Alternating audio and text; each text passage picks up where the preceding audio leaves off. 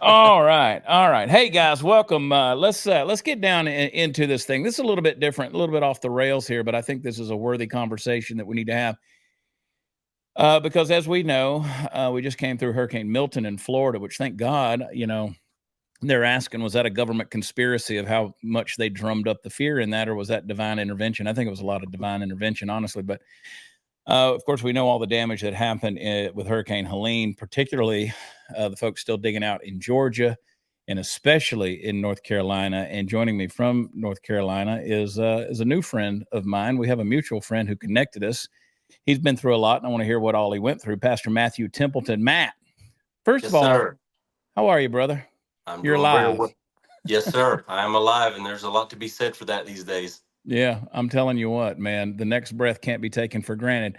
Where actually are you located? I am in the heart of Asheville, North Carolina. Okay. God's country. I mean, if you looked at it, it's beautiful. I know Asheville's not the same Asheville it once was, but This is now true. it's really culturally it's not, but now topographically it's not either. It's sort Correct. of kind of been wiped off the map. Walk me through the process of Hurricane Helene. We knew was coming, but I don't think any of us knew where it was going and certainly where it went. Walk me a little bit through that process of y'all's experience with that hurricane coming into Asheville. Sure. So typically a storm, that comes through here, and I'm not saying we're immune to flooding or anything like that, but it's not a common thing here.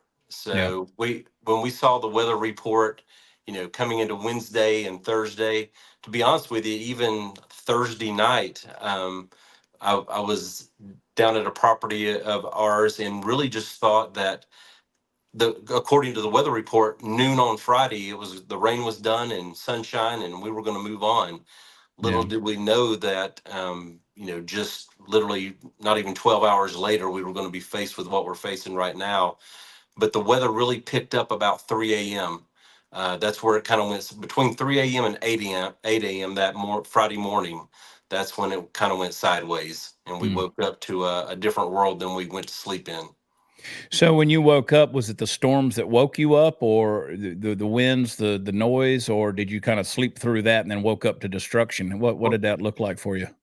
well, overnight you could tell it was picking up. I mean, it was the house was a little, taking a little more abuse than it normally did with the wind, especially the wind. The wind was really just blustery and coming in really hard. But Friday morning, it was a little after 7:30. My wife and I were having coffee, and a emergency alert came over the phone, and didn't really understand what it meant at the moment, but it said that a dam was at capacity, potentially being compromised, and really again didn't understand that at all.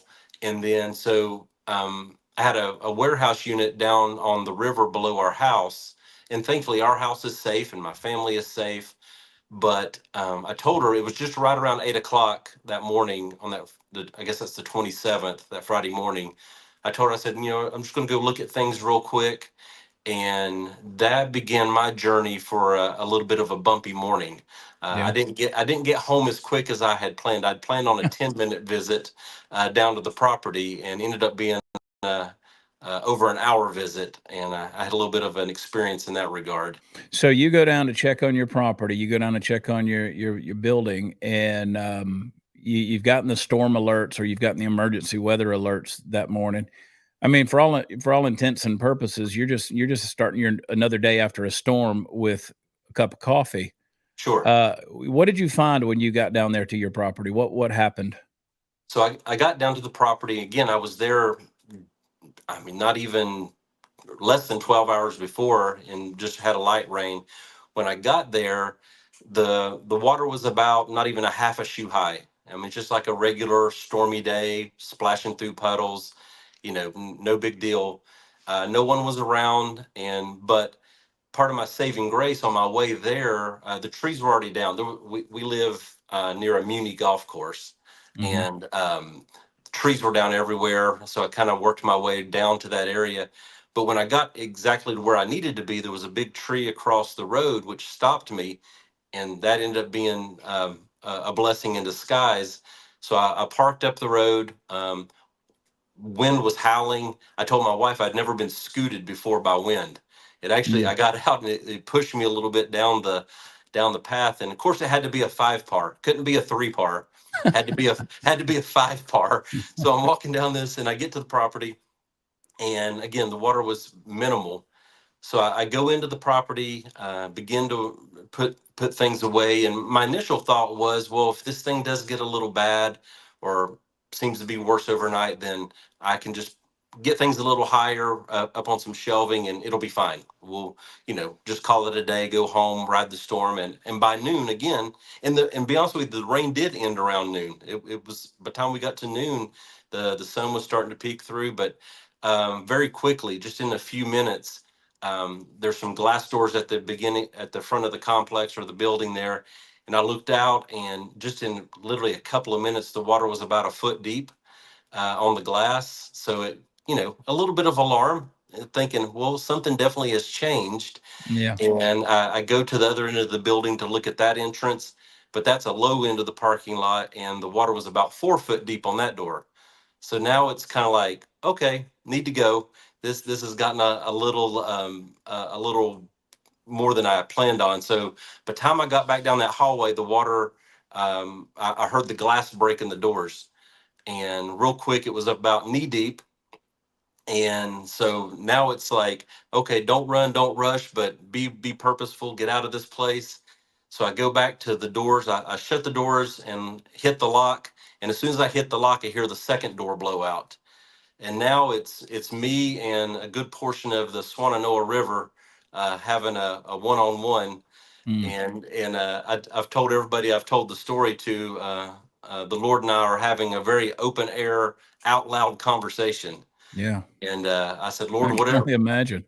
Yeah, I said, I mean, it sounds silly, but I'm not making a deal or anything like that. But I said, Lord, if you'd help, I would prefer not to not to die in a warehouse today or in a storage place. So if you'd please let me get back home to my family and my wife, I sure would be thankful. And so I really I began to look for a place up a wall, thinking the old get to a roof, get to a ceiling situation, and I found what I thought was a weak spot near the air unit. And I thought, well, if I have to push out through the metal, that's going to be the weakest spot. But the water was really coming in. And until you're there, it's truly like a movie scene, Yeah. like something from Titanic or Poseidon or something. I mean, you really, until you're there looking at it. So I go to where the current is coming in. I stuck my foot out, and it just, grabbed my foot, pulled it out quickly. So I knew I couldn't go against the current. But thankfully, I found a little corner next to the front doors, and there was a crossbar there. All the glass is gone. There's a little, just not a push bar, even just a little piece of, looked like a little thin piece of metal push bar or flat bar. And I started praying. I said, Lord, that whatever I need right now, wisdom, strength, speed, Yeah. whatever you can give me, whatever I need for this moment, if you'd please give it to me. And so I threw one leg over the bar. I threw the second leg over the bar. And now I'm like a chicken sitting on the stoop, and this river's running under my feet. And And you're still in the building, right? I'm technically, yes, I'm kind of in the doorway, Okay. the water's coming under my feet, and it's just pulling my feet up underneath me.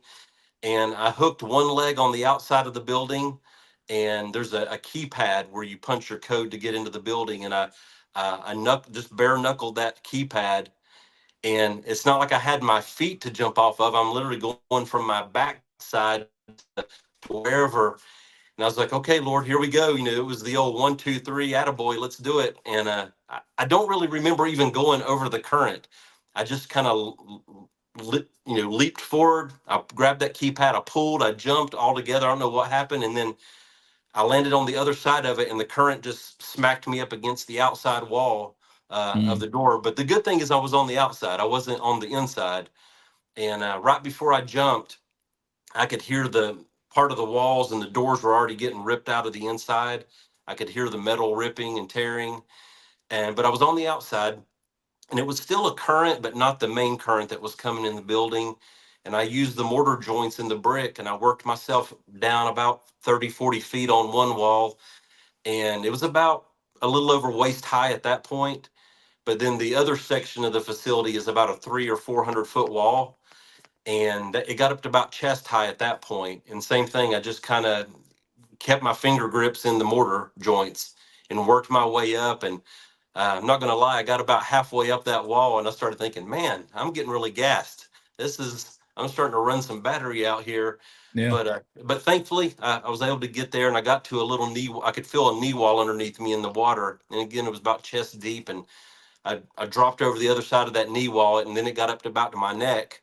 So then I'm really thinking, was this the right route? But there was a bank full of bushes and stuff, and I just kept grabbing handfuls of it until I got up to the top of the bank, and it brought me up to the road, and Wow. I was up and out of the way. But and very thankful to have gotten to that point. But the funny thing was, I got up there, and there was some guy in a pickup truck watching, I guess, the carnage to come, and he didn't even get out to see who I was or whatever. He just kind of like, "Hey, how you doing?" And Wow. I guess he thought I was some homeless guy climbing out of the bushes. But thankfully, I got out. But as we're able to look back now, the timeline, the surge of water that was coming through the valley above us, and then it hit the river. I guess the best I can tell, I was on the front portion of that, not the ultimate surge, but that surge was pushing everything in front of it, and that's what caused the immediate water change in my area. But the best we can figure, I was there in about a 30-minute window, and that entire complex is now gone. It's a flat parking lot. Just wiped it And out. it did. And so I'm so grateful that I didn't go up, because if I would have been able to go up and get through the metal and stand on the roof, it wouldn't have ended well. I would have gone with the building, and wouldn't have made it home. So it took me a little while to get home because my path there was blocked by trees, but I did get home. And I got in the doorway, and my wife was pacing back and forth, and she'd been telling the kids that she knew something wasn't right, because in the process, my phone's gone. So Yeah. lost my cell phone and a good pocket knife. So I don't care about the phone, but if somebody finds the knife, I sure would like that knife back. Yeah. But I got in the door, and then just all the adrenaline dumped out, and then I just kind of went to my knees in the house, and just grateful to be alive, and grateful to be back with my family. And all the stuff there's gone, but that's okay. That's Yeah. just stuff. It wasn't me and my family, so I'm grateful for that.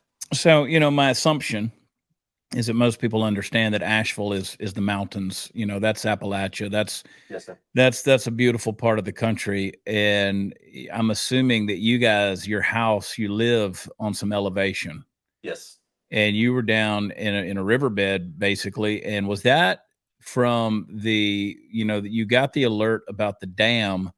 Was that a surge coming from the dam issue, or was it just the natural rise of the water from everything that was coming down and everything kind of converging into that spot? Do you know? Well, you're bringing up my number one question from this whole situation. So typically, floodwaters rise. They go from low to high. They move through. Like I said, we've had some flooding in the past, but typically a 6 to 8 foot, level.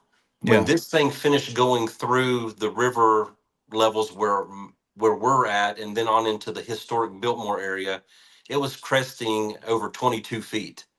And what is typically probably a 20-yard, 30-yard wide river at most in some places, was an over a mile wide spread, Mm, moving at over 20 foot deep. mm, And so my question is the same that you're asking. I don't honestly believe that we're being told everything that happened. They have some built in place explanations. The problem is where the dam, where some of our main reservoirs and dams are. They're saying the roads are washed out, and National Guard and Army Corps engineers are supposedly working on it. I'm not saying they're not. I'm just saying you can't go up there to find out for sure. But just off of even a heavy rain, it's hard to believe if you could be here, and especially in the area right next to us, which is the Swannanoa area. It's the Swannanoa Valley area, and that's what you see on the news as of if you're getting any news about it. And that's another another topic. But right. it literally looks like a war zone. And Yeah. the amount of water that came through, it carved through like a Grand Canyon kind of cut. It's not just water moving across the top of the land, but it took the land with it, and along with the land, it took homes, businesses, lives. It took entire communities. I mean, we have some communities and towns that are currently non-existent. They are a wiped free piece of property, and they have a built-in explanation that it was because of a series of log jams, that the initial water hit an initial log jam, and then further down the mountain was another log jam, and kind of a domino effect. The first log jam breaks, that power hits the second, and it was picking up speed and steam. But what we're seeing, and you may have seen in videos and on social media or the news, is that the damage was immediate. It was my theory is, and we'll just call that a theory, but my theory is if it was building up steam through log jams on its way down, then where I'm at, or where that property was at, I mentioned to you, that would be the worst of the damage. But the worst of the damage is at the top of the valley, and in that valley before it ever got to the river, and literally just cleaned the landscape. So there's some unanswered questions there, and How could that, Matt? How could that have happened, though? I mean, because that's curious, right? I mean, that's the first I've heard of that. How could something like that happen? It's very curious. That's like a weather bomb just set down. Yes, sir. On that I agree. spot. I agree. And again, we are not a usual suspect to getting. I mean, it's the Smoky Mountains. We don't get hurricanes, and we don't get tropical storms. We're the heart of the Blue Ridge. That's not what we get. We don't even get here in Asheville. We don't even get tornadoes. I mean, we're kind of this blessed little cup. We're a cup in the top of the mountains, and because of that, we're circumferenced by mountain peaks, and we don't. I mean, in my 52 years of life, I can name one time a tornado horn has gone off, and that's just because they have some, they think a cycle is starting, but we've never had a funnel, we've never had a touchdown. But now down below us, yeah, they get tornadoes, but we've always been very well protected here, and that's a blessing. But this has a lot of questions to it. It has a lot of concerns, but it just, what I do know for a fact, without pitching a theory, is that it's devastating. It's truly something I've never seen, never wanted to see, of course, but it's something I never thought I would see, especially here in this beautiful area that we live in. Yeah, I mean that far inland, and I grew up in Georgia, and I've spent a lot of time in the Smoky Mountains. I've spent a lot of time up in that area where you live, and no, that's not where tropical storms or hurricanes hit. I mean, that's not where they go, and Right. you don't. It's not a tornado alley. It's not a place known for that. Right.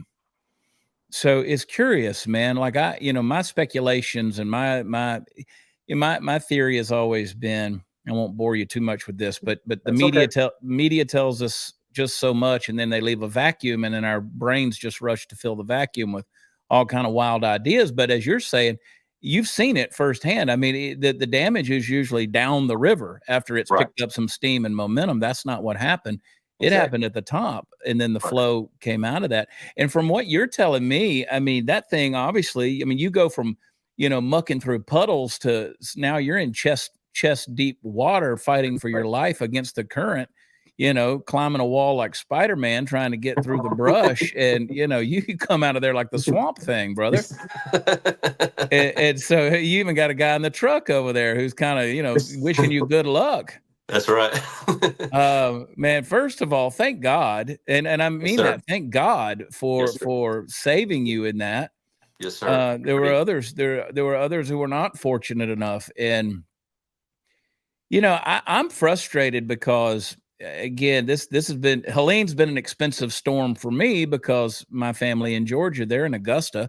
And Augusta didn't get the same type of damage that the Asheville area got, Western North Carolina got, but they got a lot of trees. I mean, it's totally devastated the way that area is. And so it's been my mother, my brothers, my family's still there. So it's been expensive for me trying to dig them out down in the woods where they live. Right. And I spoke to a pastor friend of mine today. He was actually up. He's a pastor in Augusta. And Okay. actually ran into him this afternoon, and he was telling me the exact same thing. He said, we didn't get what you have here, but he said for Augusta, this was Yeah. a big deal because of the Yeah. wind. And he said we have trees down like pickup sticks everywhere. Yeah. And so he said for us, it was a big deal in our own way. It's bad. I mean, that city will never be the same. And I growing up there, you and I are the same age. So I remember when Hurricane Hugo came through and we got the Right. storms off of that. And I mean, they were heavy storms, but again, hurricanes don't come that far inland to Augusta, which is still a savanna region of the topography of that part of Right. the country. You guys are up in the mountains. I mean, where Right. you guys are in Western North Carolina, it just doesn't come up in there, which causes me to think a lot of weird thoughts. That We're probably thinking a lot of the same ones. yeah. So I'm like, I was talking to someone earlier today, and they said, "Oh, you're one of those guys that think the government can manipulate the weather." I said, "Well, you guys have been telling us that climate change has been due to people all the time. So Right. why can't they? If either they can change it or they can't, Right. And we already know about cloud seeding and the stuff that they can do. Can they direct a hurricane? I don't know, but at this stage in the game, I've learned that I don't know anything. So because they don't tell us anything, so we have to True. speculate. And I do know that FEMA's response. Well, let me ask you. You're the man with the boots on the ground. What's your opinion with your friends and neighbors in the area, and then with you guys with your family? I mean, have y'all seen any recognizable FEMA, Federal Emergency Management Agency? Have you seen any of their response that's been positive? Because I don't want to just poop on them all the time, because That's okay. there's good men and women that are out there doing the work, and Sure. and I don't ever want to be confused. Those linemen, the men and women that are digging people out, that's not the problem. It's the government that's administrating, the bureaucrats that Right. are administrating the whole deal. Those are the ones that I have the problem with. So in your opinion, thumbs up or thumbs down as far as FEMA's response in Western North Carolina? In a nutshell, thumbs down. Yeah. So, and I'll tell you that the only FEMA I personally have seen are just some of the office trailers, Mm, and just to collect and do paperwork. As far as boots on the ground, actually offering aid, offering support, I've seen zero. We've through other local churches, through some other organizations that we've had contact with. And again, this is not a bashing session of anyone or anything, but sure. just in anything that I would share with you, it's a vetted piece of information. It's coming direct from the source, but they have. I'm not going to say FEMA hasn't helped someone or something of the way. I do know this right off the bat: the pathetic $750 that is supposedly being offered. Number one, the amount is a slap in the face. It's an insult. It's Yeah. disgraceful. When we can easily and without question offer every other entity in the world millions and billions of dollars, but you have your own people sitting on your own soil who are literally suffering. I mean, I'm not throwing that word around easy or without caution, but literally suffering people and communities, and you throw pauper's change to them in a Mm. cup and say, "Well, good luck," slap you on the back and lead you on your way. But that alone, but many, I'm not going to say everyone, but many people that I know and we know as a family that have already applied for that 750 have been denied. I've And not, Matt. I've not met a single person. I've not talked to a single person, or even gotten a report of a single person who's been approved. I know one person that got approved. It was an elderly couple with a heart patient in the home. Wow. And I'm not saying that's the reason they got it. It could just be literally the spin of the roulette wheel and they won it. But Mm. everyone else that we've talked to, and I even spoke to a lady I've got to know over the past 48 hours, just multiple interactions with her. Same thing. She lost her home, clean property because it's gone. and she met with FEMA yesterday, and she said I broke down with them. She said I'm sitting there in these under these tents talking to these people. She goes, we couldn't even meet at my property because they're saying it's unsafe to go where I did live. And so she goes, we meet under these tents, and all these other people are there for the same reason. And she said, I broke down with this lady. And she said, the lady was like, well, oh, honey, it's okay. She goes, there's a lot of people suffering. And she said, yeah, but I'm one of them. Yeah. I've lost my home. I've lost everything I own. I have my vehicle and me and the clothes on my back. And they're like, well, and she said, well, I didn't get approved for even the 750. They're like, well, try again and maybe you'll get it. And so Huh. it's not even a guarantee, and it's not a comfort to do that. But again, for what we've seen, no boots. I have not personally seen any FEMA boots on the ground. Again, not saying they're not doing it, but I do know for firsthand account that they have interfered and that they have tried to halt production. They've tried to halt aid, and they have tried to halt good men and women trying to do right by the people of these mountains.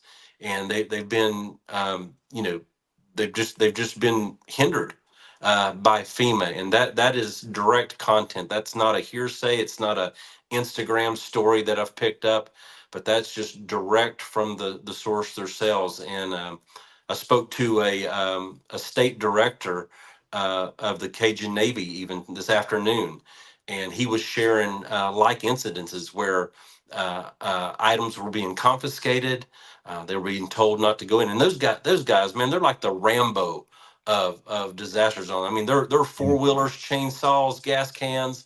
I mean, they're like the redneck, Yeah, dude. ranger force. You know, They're like the cockroaches after the nuclear war. I mean, you can't kill yeah. them, dude. I've been around those guys. I've worked with those guys in the past, particularly with Hurricane Harvey in Texas. Man, They're they awesome. crawl, dude. They crawl out from under a rock. They're ready to go. But they're amazing. I mean, they know Yeah. how to work topography. They know how to work integral places that, I mean, that's the thing about these mountain people. I mean, we don't, unless you live here proper in the city of Asheville, you don't live on the street corner with a bodega around the corner and your Starbucks on every corner. I mean, some of these people, man, their driveway is 5 and 6 miles long.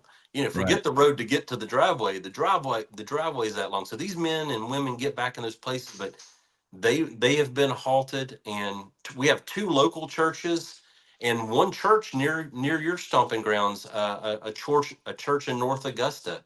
Yeah. I heard from them today, and this is where they step over the line.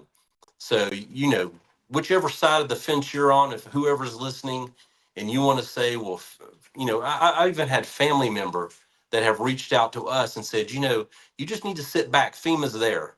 Oh, great. Great. I'm glad, if they're here and they've got their banners waving, then God bless them.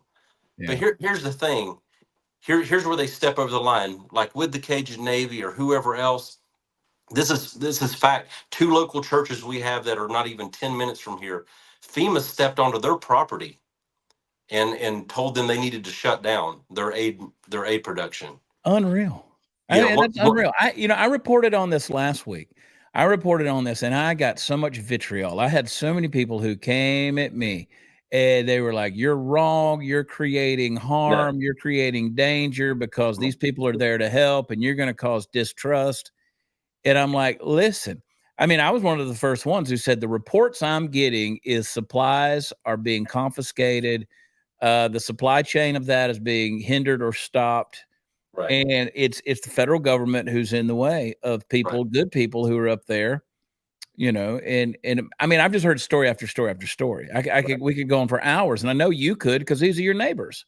Yes, sir. And they So they you're they telling me you're confirming with me that FEMA has indeed hindered. 100%. Yeah.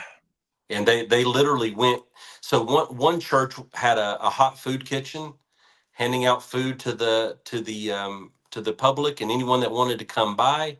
And they were told they needed to shut down. They asked the reason why they needed to shut down. They said because they didn't have a kitchen. That was the reason. Listen, and thank good. I mean, I'm glad for some of these corporations that have stepped up. Like here in the town, McDonald's, Denny's, they've all set up, open air kitchen, like the trailer kitchens, and Yeah. they've been feeding people for free for weeks. And man, I'm thankful for that. So you got companies that are out there. You got McDonald's, you got Denny's, you got different ones. They're feeding people, which is great. I mean, that's Absolutely, fantastic. Credit where it's due.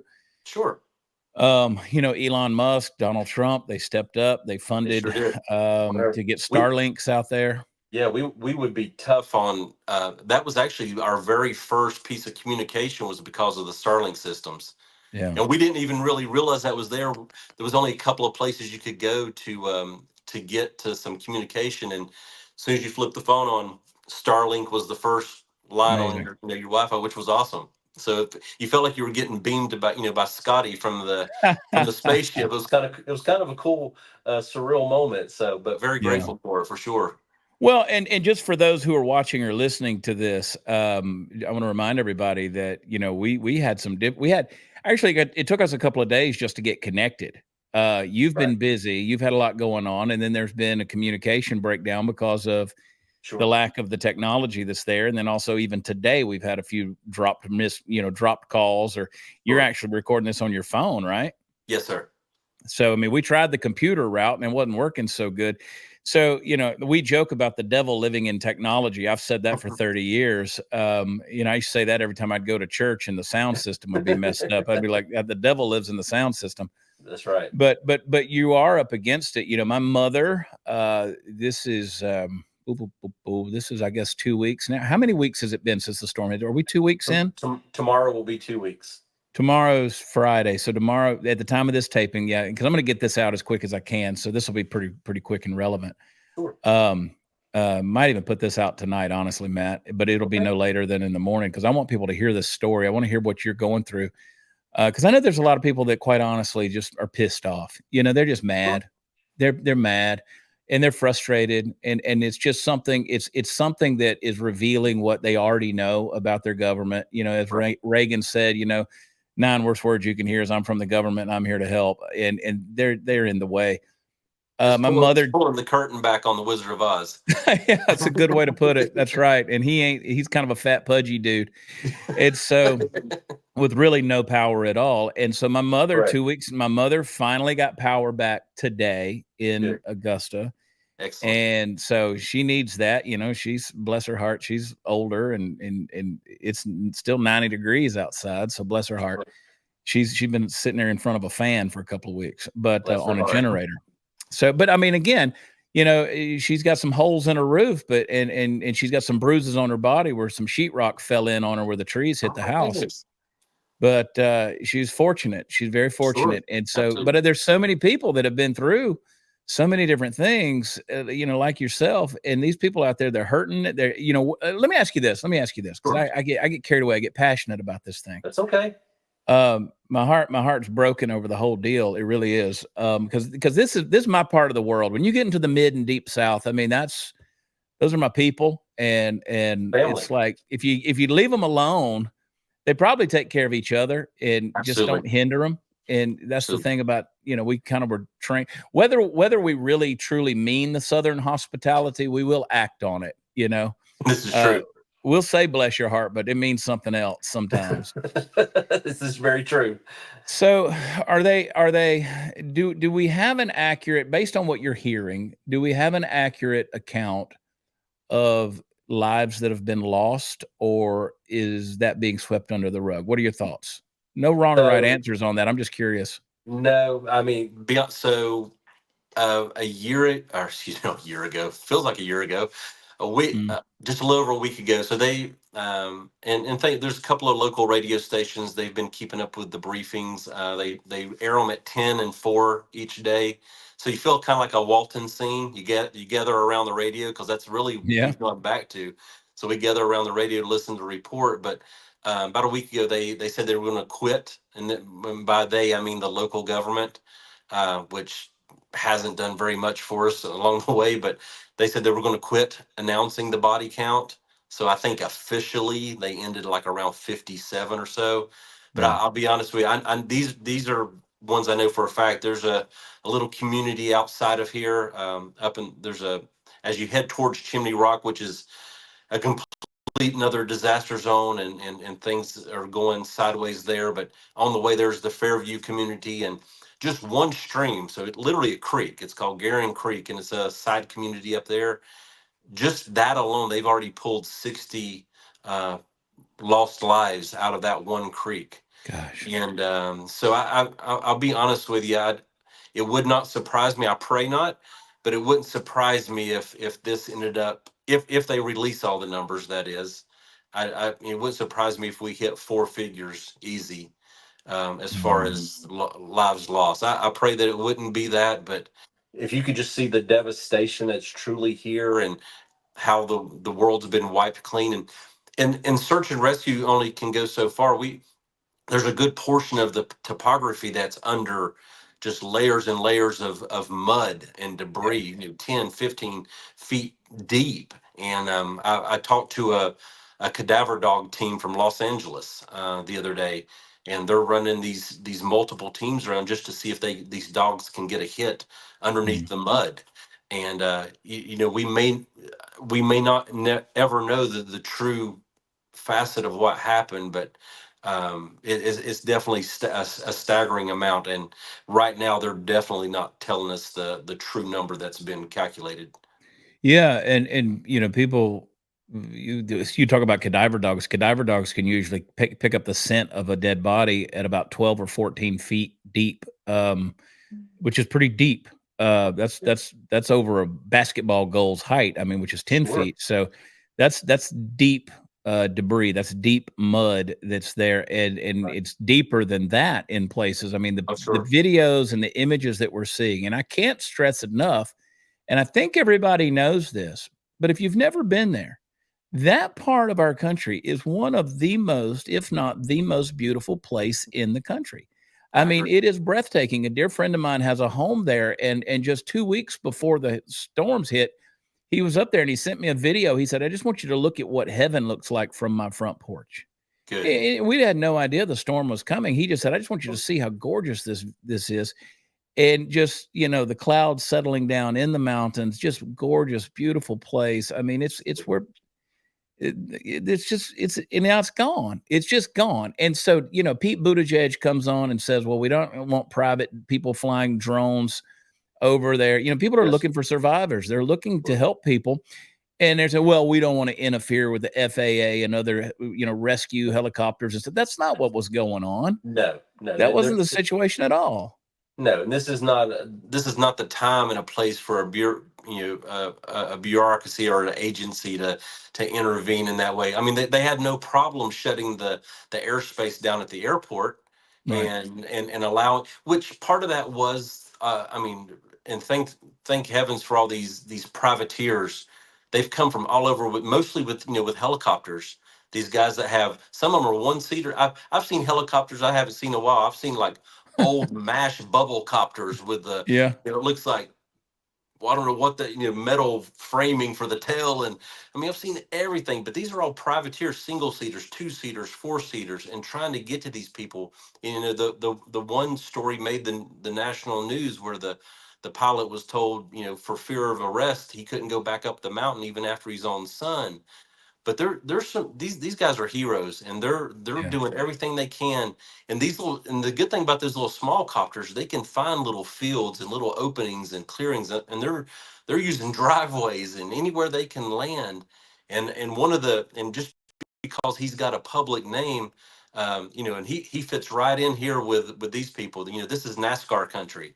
Yeah. And Greg Biffle, he has been out every single day in his copter, and he's sharing some awesome stories. One guy flagged him down with the old school mirror in a Yeah. field, and if you've seen that video, but he's leaving out every single morning, and still trying to find people. And if he can't get them out, he's trying to leave them with something. Leave them with a chainsaw, leave them with some supplies, and that's a real hero. That's Yeah, it that's is. somebody, because I mean, Greg Biffle doesn't need the notoriety, and he doesn't need he had a very successful racing career, and he just said, you know what, these are my people. This is this is my home state, and I'm going to get out and I'm going to do something. But then you got these agencies that we're fearful of, and they want to tell you you can't do that because you're interfering with um, our emotions, our actions.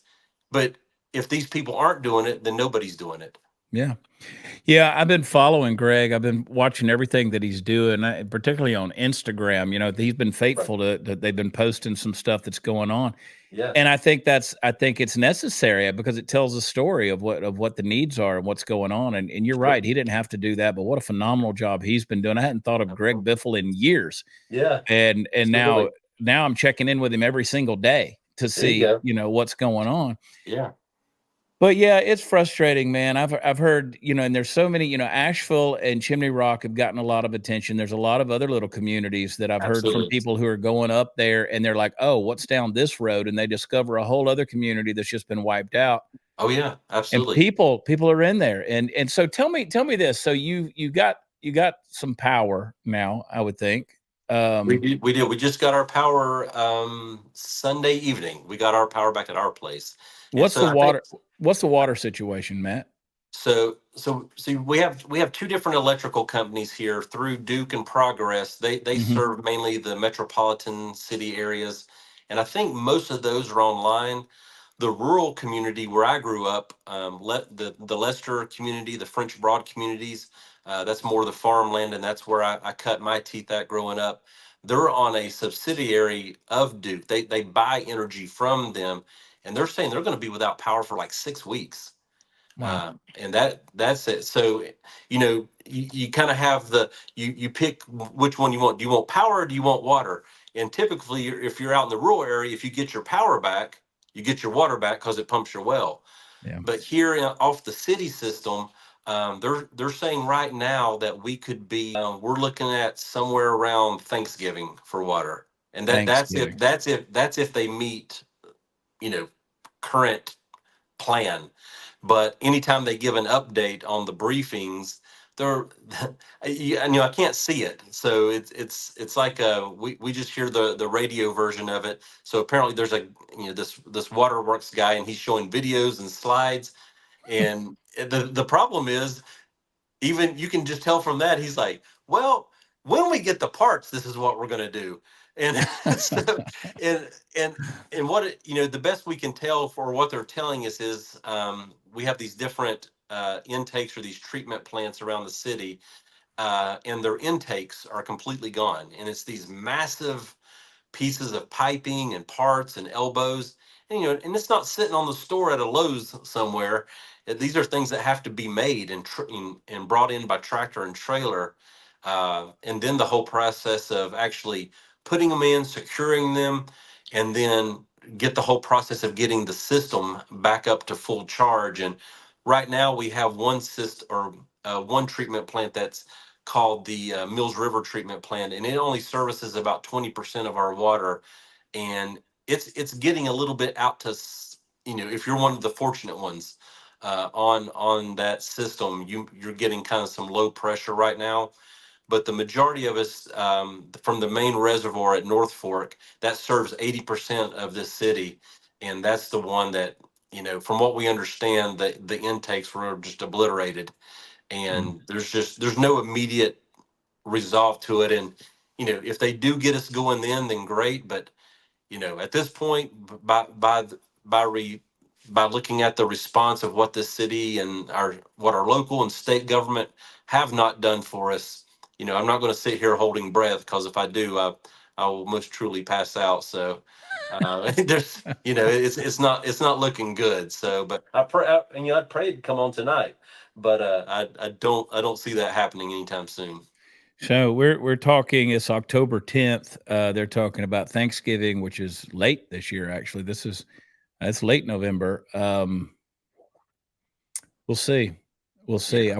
see. That's concerning. It is, and it's a real struggle.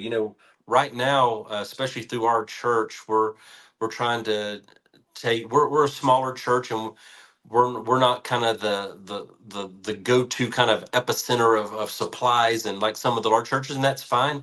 And that's one of the amazing things we've seen: the local church just thrive and flourish in this scene and take care of people. But we're trying to do our part to look ahead, because in any disaster zone, you always see that first wave of giving. And Yeah. that first, everybody almost makes it's kind of like the Thanksgiving Day sale. You make that first panic and everybody rushes in. And I'm not saying they're doing it for a bad reason. Everybody's being very gracious, and we're so grateful for everything that's come to the city. Every drop of water, every diaper, every blanket, we're grateful for. But what's going to happen soon, very soon, I believe, is we've already had another hurricane in Milton that takes up the news, and we'll be soon forgotten. And we're going to be 6 weeks deep in no fresh water. And Yeah. we're just sitting here with no supplies. And of course, the stores are stripped, and we're finding that neighboring cities, even across the South Carolina border, because we can't go north to Tennessee because that interstate's gone, and we can't go west to Knoxville because that they said the other day that's going to be shut till September of 25. So all we can do is go deeper south, which that may not be a bad thing, but we can go south to do it. But they're saying those cities are getting with the evacuees from Florida plus people coming from our area trying to find supplies. Those stores are getting stripped. So I see a dire situation coming up in the weeks to come, and we want to do our part. We can't. There's no way that we can be the resolve of a whole city, but we want to do our part and at least reach out to, like you were mentioning, some of the there. I mean, we have some counties that are still untouched right now. They have Right. barely even scratched the surface of getting needs to these people. Not even to mention, finding out who has, fallen to the storm, or is it, has no home. I mean, they're just now getting to those, and there's some of the more upper elevation counties, and we're already getting a couple of these crisp mountain mornings, and so winter's going to come around the corner real quick in those higher Yeah. elevations, and we just want to be a part of that. If we can reach those areas, or just be a part of this drain of supply that is most assuredly going to come in these coming weeks. Do you have any recommended resources that you would say, hey, this is where you need to be giving or donating to? Because the water's a major issue. I mean, obviously, that's you Absolutely. can't live without water. And, we just sent in with Mercury One, we just sent in, I think, I don't know, 18,000 pounds of, I don't know, it was a Yeah. lot of water, a lot of Yeah, it water. is. But that ain't enough. A lot of folks are bringing Samaritan's Purse is doing a lot to bring, because you're Absolutely. right. When the dust settles, man. Absolutely. Well, number one, not the Red Cross and not FEMA. So Yeah. don't Amen. don't donate there. But I'll be honest with you. I mean, there's of course there. I mean, any of I mean, local church, I believe, is where it's at. Not. I'll be honest with you. I'm proud, but I've seen firsthand that this city would not have survived the first week without the local church. Mm. And that's not because I'm a believer, and that's not because I'm a Christian. Yeah, it is, but it's because I've just seen the actions and the heart of the people doing the work. The first 4 or 5 days of this, we had no local, no state, or no federal help whatsoever come into this. There was not one single boot on the ground. Our local government was so unprepared. I mean, it's staggering for us to be a mountain town. I mean, like you said in the very beginning, the cultural landscape has most definitely changed here in Asheville.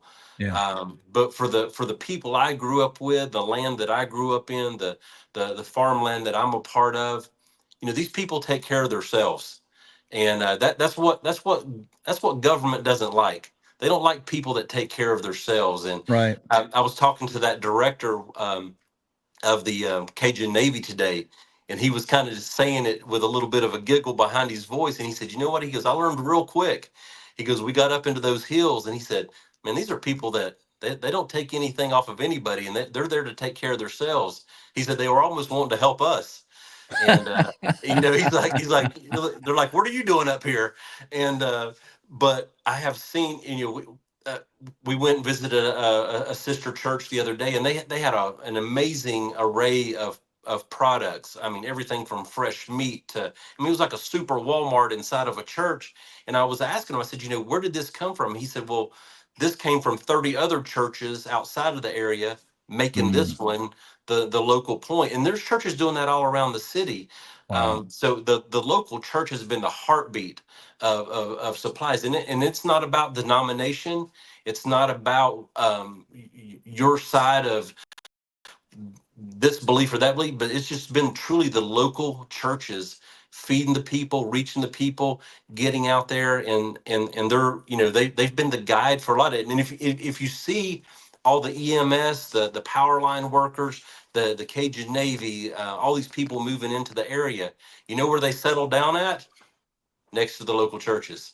Yeah. They're not sitting down at City Hall, and they're not sitting down there because they know where the true workers are, the true ones putting boots on the ground.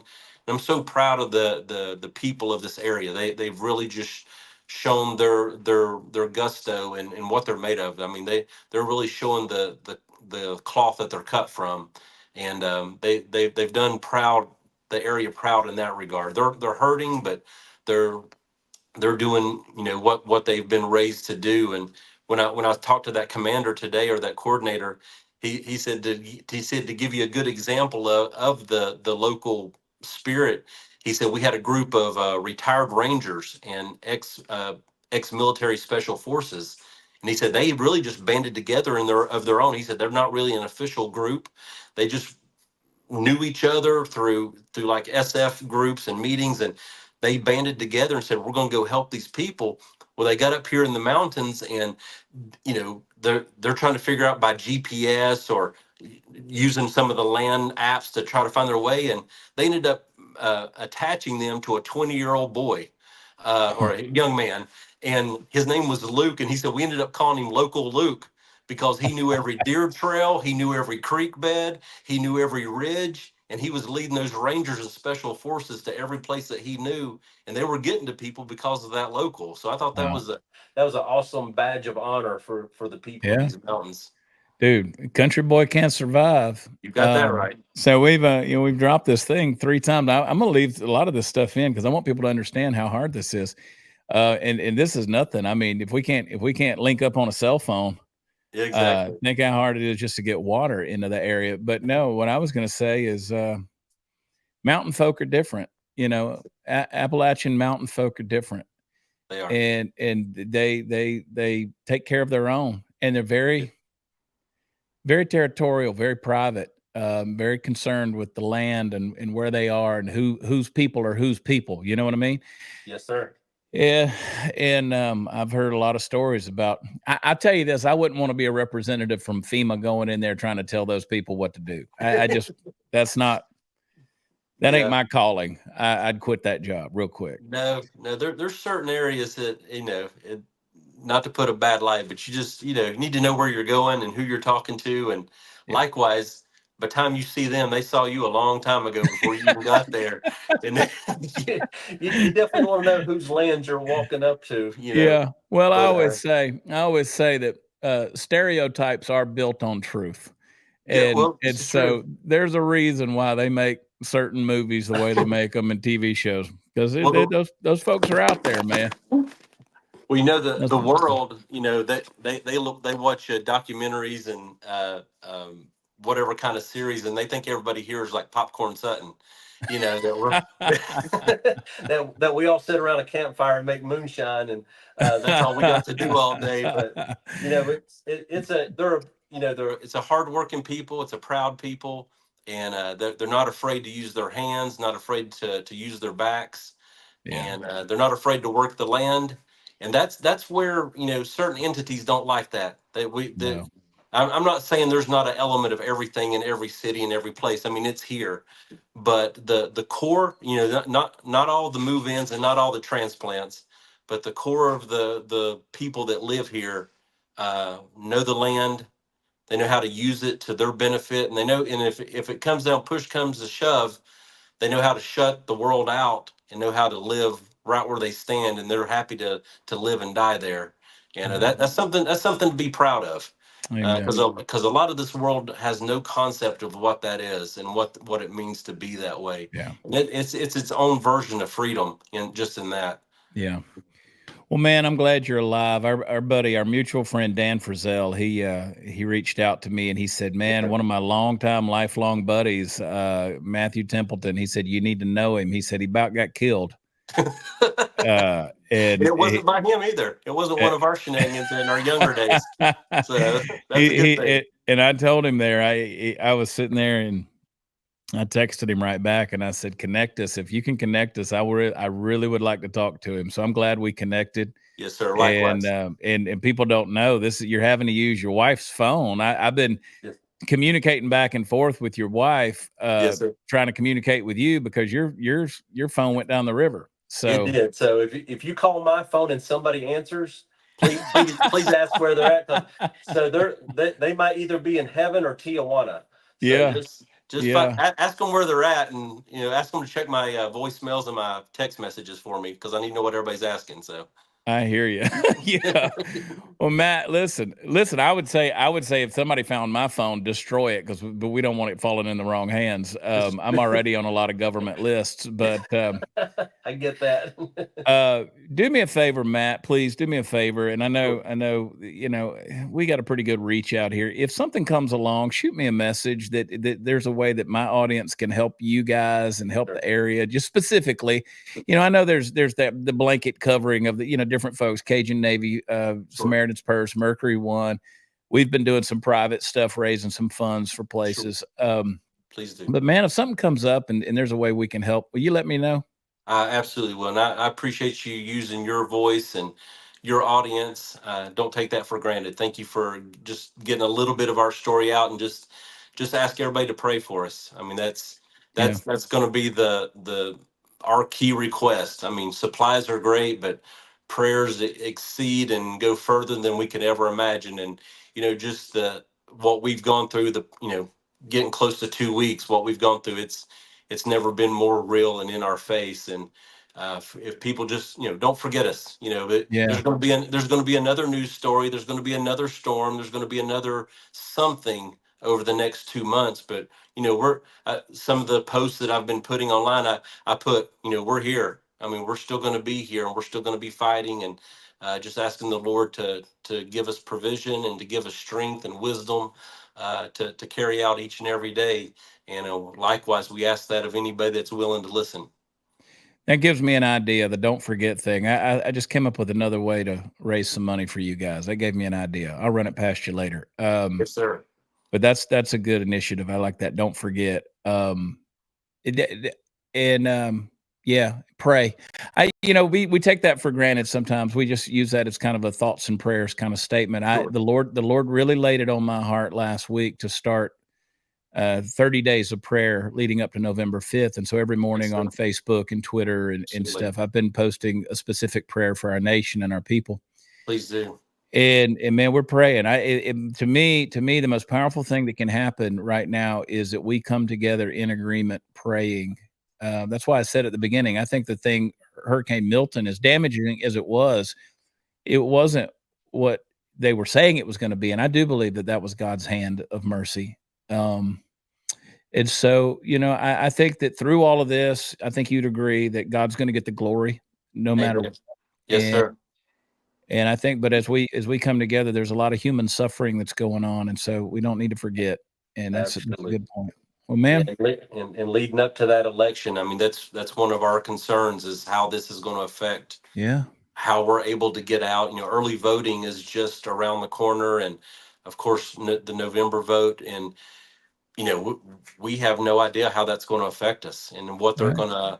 what they're gonna say is available. And so just all those things said, just like you said, prayer is our best weapon and our best tool to be used, because it gets us straight to the source of the answer. So that's Yeah, what we rely on. brother, you and I are lifelong friends, whether you wanted it or not. We're hooked now, bro. I, We're pre- hooked.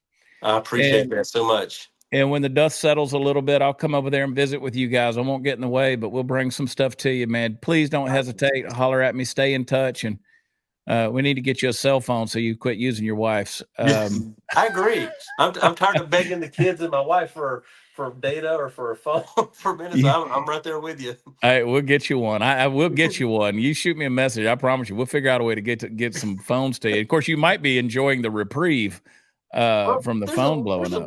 there's a little bit of that. I'm not gonna lie. Yeah, I'd go stark raving mad, dude. I would go crazy. Start I, twitching. I'm an addict. I'm an addict to a screen. I hate to admit it, but I am. Well, brother, I mean this. I love you. I appreciate you. Love your family and praying for you. And we're going to stay connected. And in the meantime, folks, we're going to give everybody some resources where you can help Matt and folks like Matt and his family, the Templetons over there. It's bad, and it's going to be bad for a while, for a long while. I mean, imagine not having water until the end of November or maybe even Christmas. I mean, and it does get cold in those upper elevations in the Smoky Mountains. It gets cold. I've been there. I've been there. I've spent a lot of time in Boone, North Carolina, skiing on Sugar Mountain in Banner Elk. I know some of the coldest of my life has been on that Sugar Mountain. It is. You pray for those people up there as well. They're part of that secluded kind of upper elevations that they're just now trying to break into. So definitely. Horrible. All right, brother. Well, I'm gonna let you go. Thanks for connecting. And in the meantime, folks, those of you who are listening, those of you who are watching, stay tuned. We're going to keep giving you ways to help. Pray for the Templetons. Pray for North Carolina. Pray for Georgia. Listen, they've been touched in Kentucky, Virginia, North Carolina, South Carolina, even in Florida, especially Tennessee. It's a mess. It is a mess, folks, and people are suffering. The landscape will recover, but a lot of people won't. So be praying for them. Matt, appreciate you, and for the rest of you. Yeah, we love you guys. God bless you. And we'll talk to you soon. Bye. Thank you, my friend. Thank you, brother.